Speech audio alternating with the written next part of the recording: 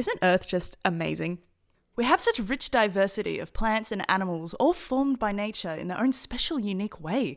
From the intricacy of the smallest ants to the grandeur of the biggest dinosaurs, as well as some of the most fucked up shit you will ever see in your life. So recently I started studying wildlife and conservation biology, which I have very quickly learnt is 50% talking about how capitalism is destroying the planet and the other 50% looking at some absolutely crazy animals. Today I'm going to show you some of my favourites. Because I can. So to start things off, we have the coconut crab.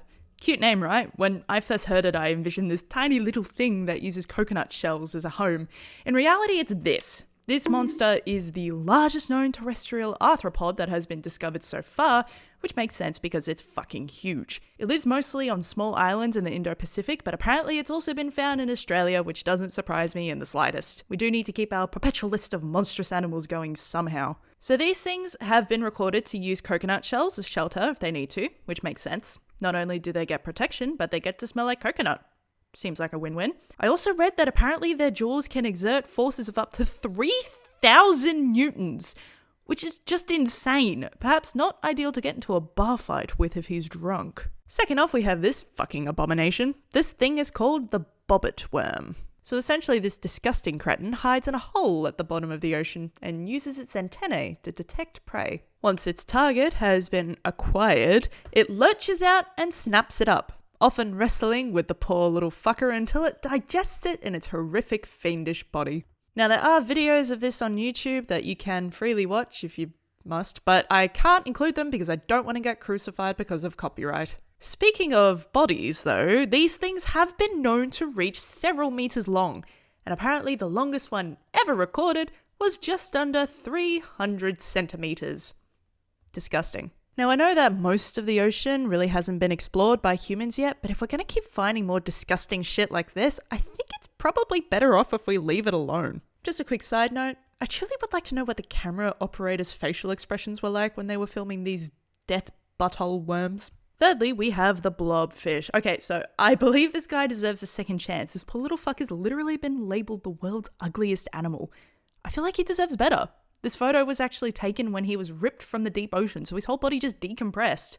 Now everyone's seen one bad photo of him and decided that's what he looks like for all eternity. I mean, we've all been there. We've all had a photo taken of us at the wrong angle or at the wrong time or in the middle of us violently decompressing. It's unfair. Humans are cruel. I will literally defend this mass blobulous thing until I die. Is blobulous a word? In actuality, this is what they're supposed to look like. Otherwise known as... I love this. First we call this thing the ugliest animal in the world, and then we call it a fathead. Truly remarkable. Anyway, this fathead sculpin, don't at me on the pronunciation, has been recorded living in waters near Australia and New Zealand, but other than that, there's not really much known about them. All that they're really known for is the ugliness fallacy. I honestly just wanted to put him in here to defend him more than anything. And lastly, we have the sarcastic fringe head.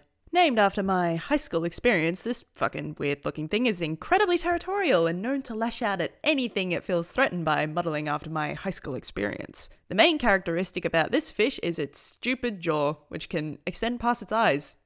Apparently. The fringe heads are known for battling out for dominance by opening their stupid goddamn mouths as wide as they can and then getting up in each other's business. Once again, I couldn't find a clip I was allowed to use without getting sued, so here is my very, very best attempt at drawing them in paint. My goodness, such a wondrous display of masculinity. You know, maybe humans can follow suit. Got a massive, desirable, ethereal penis you want everybody to know about? Time to move on from revving car engines and start dislocating your jaws. Anyway, I hope you guys enjoyed that. Feel free to share some of your favourites in the comments too. I would actually love to have a look. Apologies if I've given any of you new phobias. Catch you next time.